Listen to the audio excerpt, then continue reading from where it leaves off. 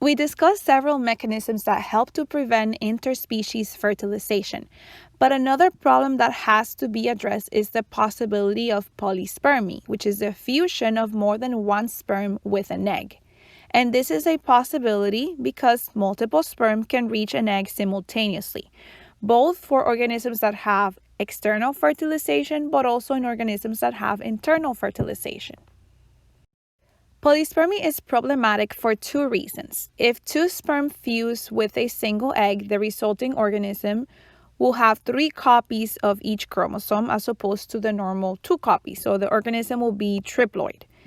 Another problem is that the sperm also brings with it a centriole, which is going to organize the mitotic spindle for the cell to undergo cell division.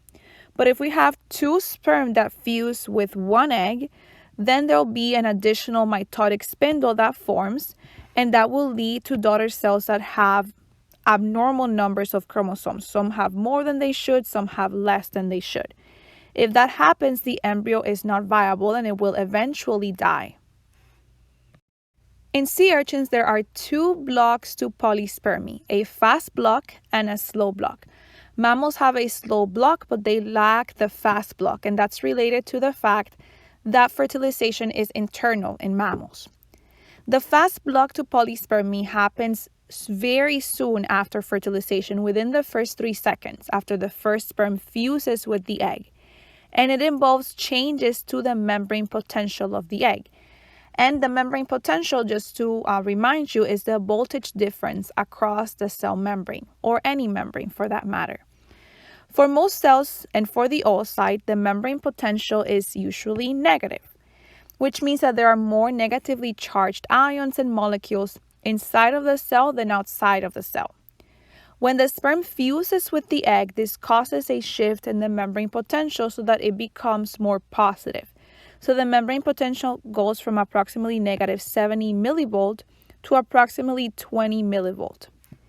That shift in membrane potential helps to prevent other sperm from fusing with the egg, because a sperm can only fuse with an egg if the membrane potential of the egg is negative.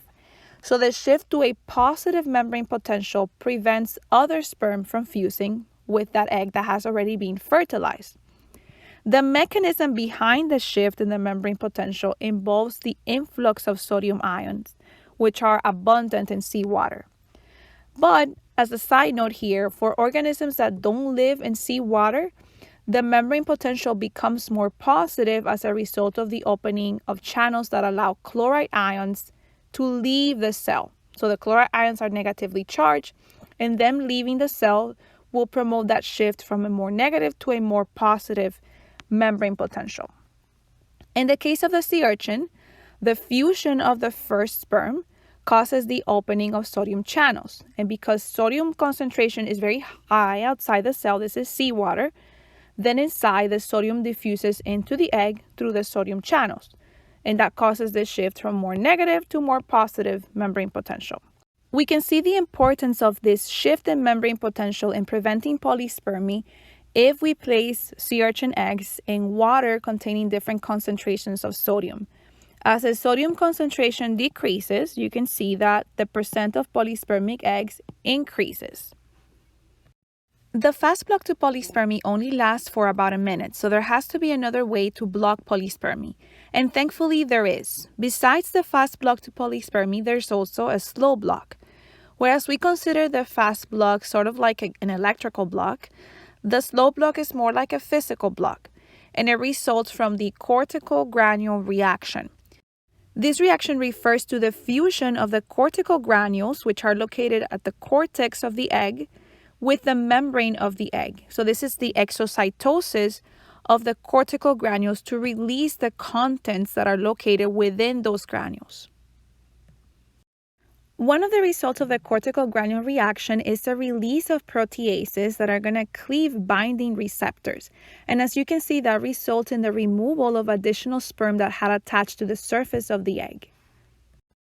What's also apparent from these figures is that the cortical granule reaction begins at one spot in the egg and it spreads from there. So the exocytosis of the cortical granules begins at the site of sperm entry, and subsequently the other cortical granules begin to undergo exocytosis. So this happens like a wave. In addition to proteases, these cortical granules also have mucopolysaccharides and hyaline, which is a protein. The mucopolysaccharides absorb water, and that helps to raise the fertilization envelope, and this fertilization envelope serves to protect the egg. The cortical granule reaction also leads to the extension of the microvilli at the egg cell membrane, and they become attached to a protein, hyaline, that is released from the cortical granules. And this hyaline coat around the fertilized egg, provides support for the blastomeres as the fertilized egg undergoes cleavage. Like the acrosome reaction, the cortical granule reaction is an exocytosis, which means that it is triggered by calcium. And in both cases, that calcium is intracellular. It comes primarily from the endoplasmic reticulum. In the case of the oocyte, when the sperm binds the egg, that causes an initial release of calcium, which is shown here by the bright spot. This calcium that is released from the endoplasmic reticulum at the site of sperm binding leads to the additional release of calcium from the endoplasmic reticulum elsewhere in the egg. So this is a self-propagating calcium wave.